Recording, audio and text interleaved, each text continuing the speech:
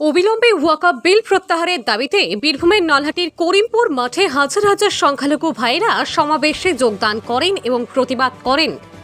এদিন বিক্ষোভকারীদের পক্ষ থেকে জানানো হয়, বিজেপি এই বিল এনেছে দেশকে বিভক্ত করার জন্য। শুধুমাত্র সংখ্যাগরিষ্ঠতার জেরে লোকসভা এবং রাজ্যসভায় এই বিল পাশ করানো হয়েছে। আমরা এই কর্তৃত্ববাদী পদ্ধতির বিরোধিতা করছি। এটা কেবল মুসলিম সম্পত্তি দখলের চেষ্টা নয়, বরং আমাদেরও বদনাম করার চেষ্টা। বিজেপি ছাড়া সর্বভারতীয় দলের প্রতিনিধিরা উপস্থিত ছিলেন আজকের প্রতিবাদ মিছিলে। নলহাটি বিধানসভার বিধায়ক শ্রী রাজেন্দ্র প্রসাদ সিং মঞ্চে উঠে বললেন, আমরা এই বিল মানছি না, মানব না। অতি সত্বর এই বিল প্রত্যাহার করতে হবে কেন্দ্র সরকারকে। আজ বেলা 11টা নাগাদ নলহাটি বিধানসভার বিধায়ক রাজেন্দ্র প্রসাদ সিং ওয়াকআপ বিল প্রত্যাহারের দাবি জানিয়ে সরব হলেন। তাছাড়া বীরভূমের কংগ্রেস যুব সভাপতি নাসিরুল শেখ এই বিলের প্রতিবাদে গর্জে উঠলেন। তিনি আরও জানান, আমাদের এই আন্দোলন হিন্দুদের বিরুদ্ধে নয় বা অন্য সম্প্রদায়ের বিরুদ্ধে নয়, আমাদের এই আন্দোলন কেন্দ্রীয় সরকারের বিরুদ্ধে। আজকের এই সভায় মুসলিম সম্প্রদায়ের পাশে অনেক হিন্দু সম্প্রদায়ের মানুষকেও দেখা গেছে এই বিলের প্রতিবাদের বিরুদ্ধে।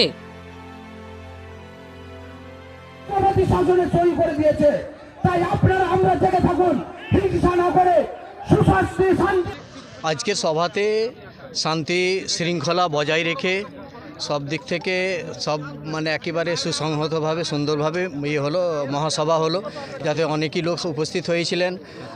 ওয়াকআপ বিলের যে আইন অ্যামেন্ডমেন্ট করা হয়েছিল তার প্রতিবাদে বা তার বিরুদ্ধে আর কি। মিছিলটা করা হলো না, আমাদের প্ল্যানটা পুরোপুরি ছিল, কিন্তু এসডিপিও এবং এসপি, অ্যাডিশনাল এসপি এবং বড়বাবু তিনারা আমাদেরকে একদিন পূর্বে রাত্রেবেলায় বললেন যে মিছিলটা যদি আপনারা একটু রোকথাম লাগাতেন, সভাটা করুন, অসুবিধা নেই। তো আমরা দেখলাম আইন শৃঙ্খলা করে লাভ নেই। আমরা মুসলিম, আমাদের জাতি ইসলাম, আমরা মুসলিম, ওই হিসাবে আমরা চাই শান্তি।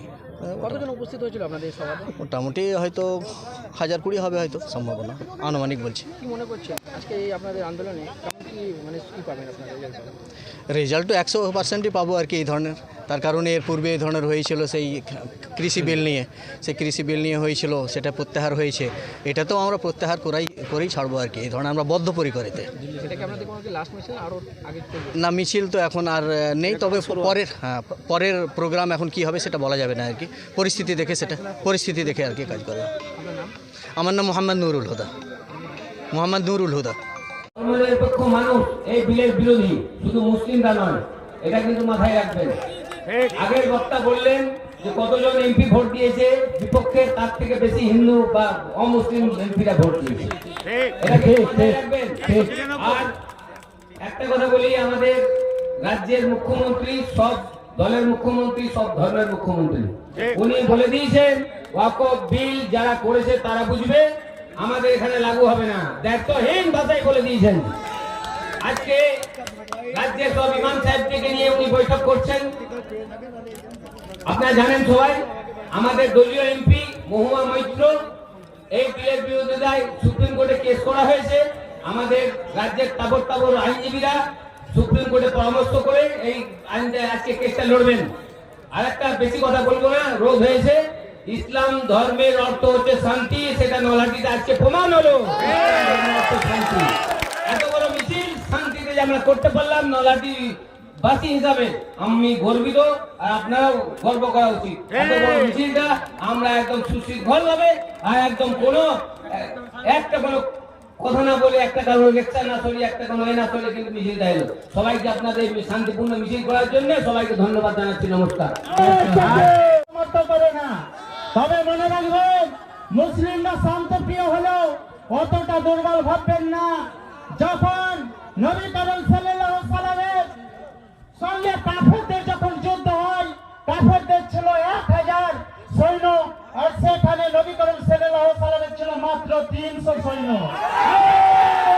চিঠিয়ে দিয়েছিল, গড়িয়ে দিয়েছিল। তো সেই বলছে, আমরা আজকে যখন ভারতবর্ষ স্বাধীন হয় 15 আগস্ট 1947 সালে, আজকে মুম্বাইয়ের ইন্ডিয়ান গেটে দেখুন, আজকে সব থেকে 1 লক্ষের মধ্যে 67,000 মুসলিম যারা বিপ্লবী শহীদ হয়েছে, প্রাণ দিয়েছে। এবং 2 লক্ষেরও বেশি আমরা দেখেছি আলেমদেরকে কিভাবে হেনস্থা করা হয়েছিল। সেদিনকে আরেক